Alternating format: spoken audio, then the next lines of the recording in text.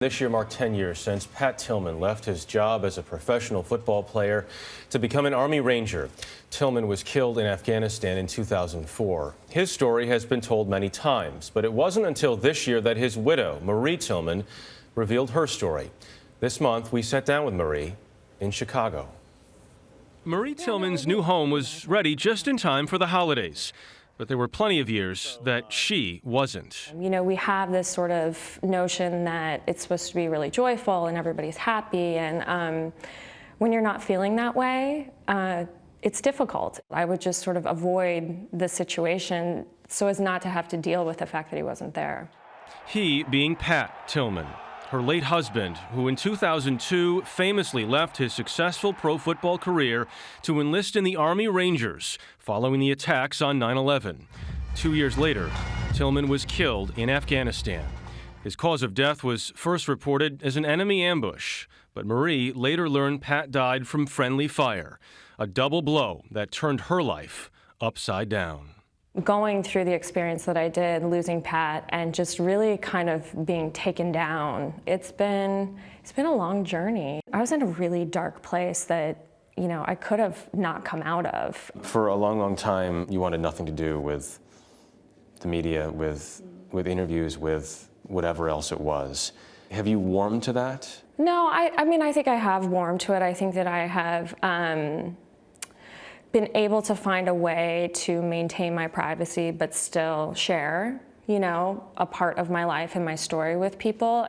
This year, Marie did just that by putting the history of her life with Pat down on paper. Writing the book was a way for me to tell my story in a way that was comfortable for me. I felt like there were other people out there like me that would have some sort of benefit from reading it. Telling Pat's story has always been complicated. In public, he was sold as an unquestioning patriot.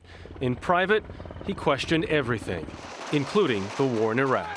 Do people now have a picture of who he was? I think they do. I mean, I think that there are certainly things out there that are a misrepresentation of him, but I think that he had that ability to shine through. And so did she. Marie's story doesn't end with the death of Pat. It continues on with the work she does for the foundation bearing his name, a foundation that helps troops returning home pay for education costs. The focus really is on the men and women, the veterans and the spouses that we provide scholarships for, and it's about them and their futures much more so than about, you know, what happened in the past. But Marie's journey also contains a second love story. She's now remarried to Joe Shenton, a Chicago businessman. Tell me about Joe. Tell me about Joe. You know, he is probably the best surprise in my life so far. I didn't think that, you know, I wasn't looking to be in another relationship. I didn't think that I would ever find someone like him. And he is able to embrace all of these things, you know, my past, my life, Pat, and to love all of them and to love me just for who I am. And it's been, you know, this great gift that he's given me. I walked in here today and Joe's wearing a Pat Tillman hat. I mean, he still plays a large role in your new lives. He does. And everyone's comfortable with that. Yeah, it's amazing, right? I mean, and that's why it works. It's okay for him to have a presence in our life, and it's okay that there was this person that I loved that is no longer with us. You know, I feel like I have this really full life now, which there were many years where I didn't think any of this was possible. So the holidays are different now. There's a lot more to celebrate and to be thankful for, and it's good.